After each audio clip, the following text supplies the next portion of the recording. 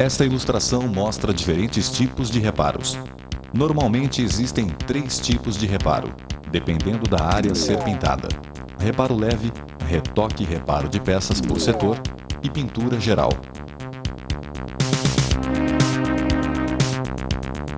Pequenos danos como riscos, lascas causadas na pintura de acabamento apenas podem, algumas vezes, ser corrigidos por retoque com pincel ou polimento, sem a utilização da pistola de pintura. O reparo de peças pode ser feito pela pintura de retoque ou pela pintura por setor. A pintura de retoque é adotada para reparo de riscos relativamente pequenos e danos de pequenas proporções, onde se aplica a pintura gradual.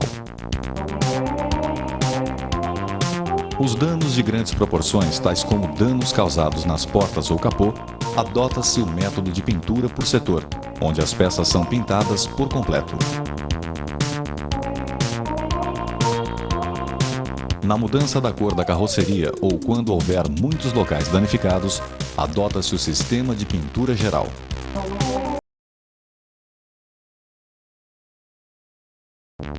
Antes de iniciar-se a repintura, deve-se realizar a verificação da camada da pintura antiga.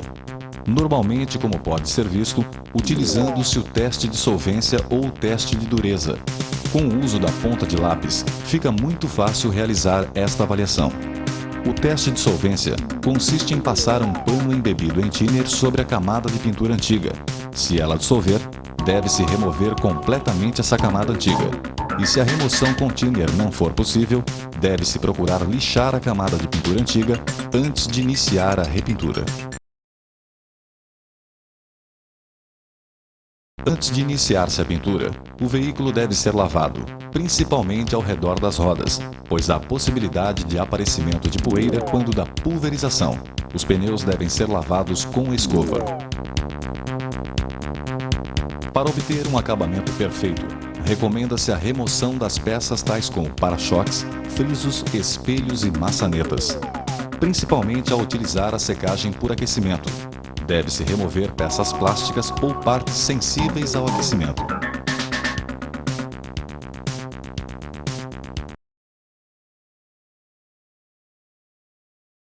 Quando houver danos profundos na camada de pintura antiga ou quando a deteriorização da pintura for muito acentuada, sugere-se a remoção da camada da pintura antiga utilizando-se o removedor ou o processo de lixamento.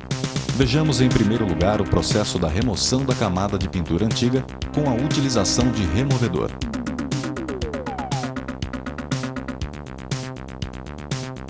Deve-se executar o mascaramento da área que não vai ser removida, a fim de evitar o contato com o removedor. Não se deve fixar a fita de mascaramento nos limites da área onde se pretende remover a pintura antiga. Recomenda-se a colagem da fita de mascaramento cerca de 2 a 3 centímetros dentro desta área.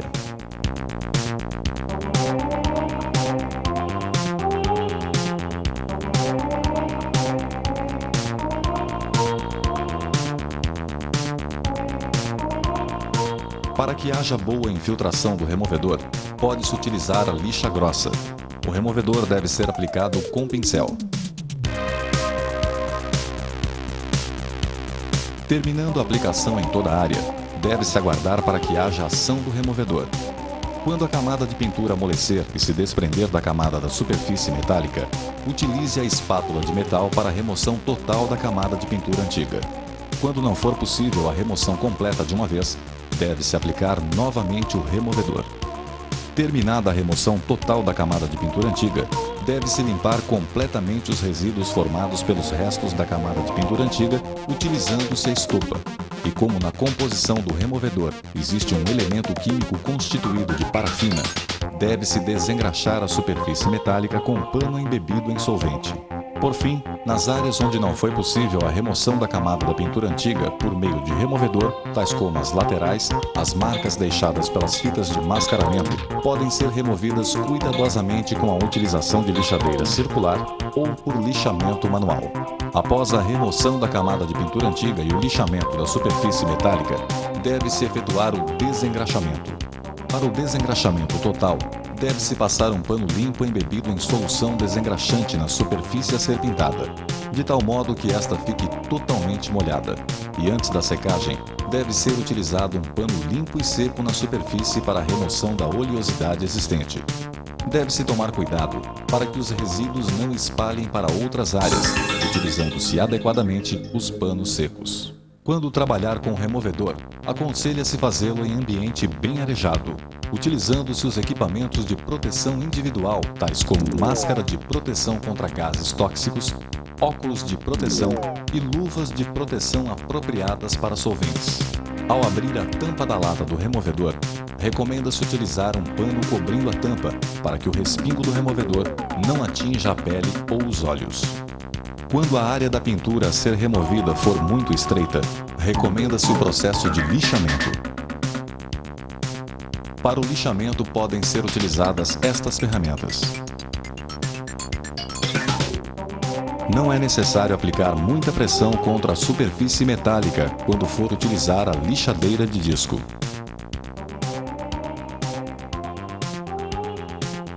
Utilizando a lixadeira de disco com lixa número 40, remove-se a camada da pintura antiga das regiões próximas à área danificada. Em seguida, utilizando a lixadeira de duplação com a lixa número 80, deve-se suavizar os contornos do lixamento, criando um chanfro bastante suave de largura maior que 3 cm nas camadas próximas da pintura antiga, que foram removidas anteriormente. Assim, elimina-se as marcas produzidas pela lixa número 40. Os cuidados tomados nessa fase de preparação da repintura vão influenciar bastante no acabamento final.